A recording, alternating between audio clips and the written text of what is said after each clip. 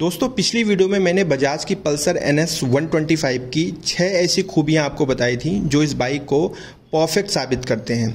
लेकिन आज की इस वीडियो में मैं 6 पॉइंट्स ऐसे बताऊंगा जो इस बाइक में अच्छे नहीं हैं और शायद वो आपको भी प्रभावित कर सकते हैं। तो थोड़ा सा टाइम निकाल के इस बाइक के बारे में ये 6 पॉइंट्स आप ज़रूर कवर कर लीजिए, ताकि अगर आप लेने की सोच रहे हैं तो आप पहले ही सतर्क हो जाएं।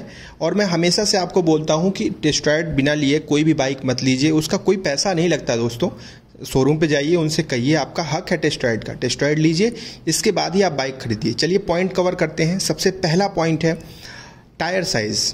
अब देखिए पल्सर NS 125 का जो लुक है वो काफ़ी फंकी, काफ़ी बेहतरीन, अग्रेसिव और नेकेड स्पोर्ट सेगमेंट में अच्छा लुक के साथ ही आती है।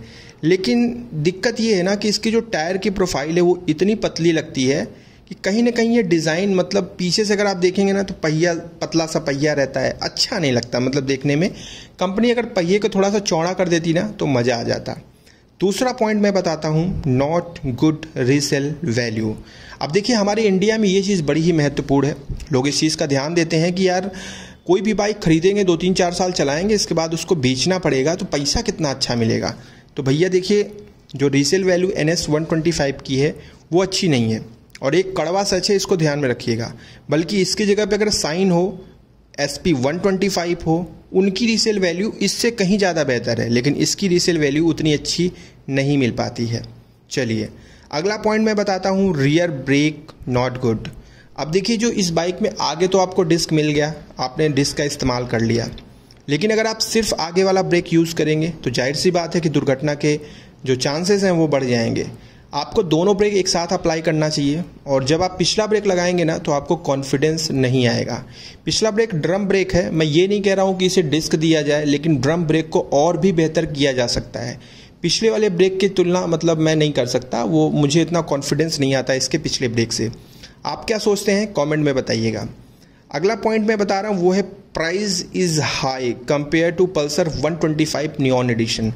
अब देखिए बजाज की जब पल्सर सीरीज में हम घुसते हैं ना तो हमारे पास ढेर सारी पल्सर हैं, जैसे कि पल्सर 125 सीसी का नियॉन एडिशन, पल्सर 125 सीसी का कार्बन फाइबर एडिशन, फिर NS 125 सीसी।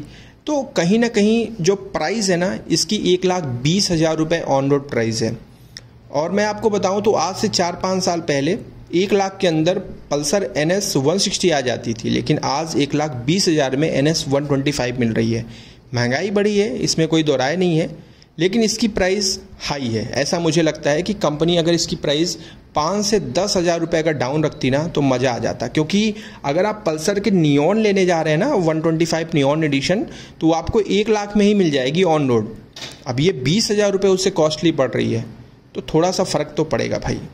अगली चीज़ मैं बता रहा हूँ वो है हाई सीट हाइट। अब देखिए ये चीज़ आपको जहन में रखनी है। पल्सर NS 125 की जो सीट हाइट है वो ज़्यादा है। मेरी हाइट करेक्ट 6 फीट की है, मैं इस बाइक के साथ बहुत कंफर्टेबली बैठता हूँ। बट 6 फीट से जैसे ही हाइट नीचे आती है ना तो फिर थोड़ा सा एडजस्ट करना पड़ता है राइडर को। आप इस चीज़ का ध्यान रखें। ये इसका डिसएडवांटेज नहीं है, लेकिन मैंने इसको इसलिए ऐड किया है ताकि आपको सही जानकारी हो, आप टेस्ट राइड लें। अगर आपकी हाइट कम है तो फिर आपको ऐसी बाइक लेने की आवश्यकता नहीं है कि कहीं पे अगर मान लीजिए बाइक को रिवर्स करना है, आपका प्रॉपर पैर नीचे पहुँच ही नहीं पा रहा है, ऊपर से ये हैवी बाइक है, तो आप रिवर्स पैर के सहारे करने में ना मतलब आप बहुत ऑकवर्ड फील करेंगे। ऐसा लगेगा यार बेइज्जती हो रही है, पीछे नहीं आएगी बाइक जल्दी। तो आप इस चीज़ का ध्यान रखें। अगली बात मैं बताता हूं, जो कि बहुत सारे ओनर्स हैं जिनके पास NS 125 है, उन्होंने ये चीज़ रिपोर्ट करी है कि इसका जो टायर है ना वो स्लिपरी है। मतलब कि अगर गीली मिट्टी पे जब ये चलती है तो ऐसा लगता है कि इसके बाइक जो टायर्स हैं वो कहीं ज़्यादा फिसल रहे हैं, मतलब औसतन ज़्यादा फिसलन है इनके टायर्स में। अब ये बात कितने हद तक सही है ये मैं आपसे गुजारिश करूंगा कि आप कमेंट में हमें बताएं कि वाकई में क्या ये स्लिपरी है, क्योंकि ये रिपोर्ट मैंने ओनर के रिपोर्ट से ही निकाली है। बहुत से ओनर्स ने इस चीज़ का शिकायत करी है कि इसमें स्लिपरी टायर आते हैं। चलिए ये 6 पॉइंट्स मैंने कवर कर लिए जो कि NS 125 में सही नहीं लगते।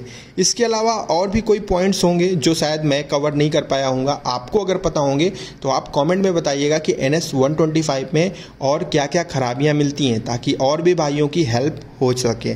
और इसके पहले वाली वीडियो मैंने तारीफ़ की है, अगर आपको देखना है तो आई बटन को चेक कर लीजिएगा और अपना ध्यान रखिएगा।